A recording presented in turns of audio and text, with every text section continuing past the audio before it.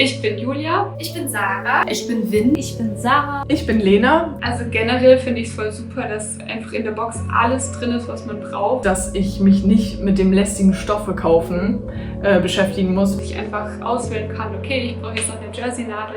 Die ganzen Materialien dann auf mich zu Hause. Boah, cool, dann habe ich echt alles, was ich brauche und kann direkt starten. Und so ist es ganz einfach und schnell. Dass ihr halt immer begleitende Tutorials habt. Das Schritt-für-Schritt-Anleitungsvideo ist auch mega hilfreich. Der Moment, als ich gemerkt habe, oh, ich kann das irgendwie. Boah, cool, das sieht schön aus. Sofort gepasst. Ich konnte es direkt tragen und anziehen und Endlich, jetzt kann ich es tragen.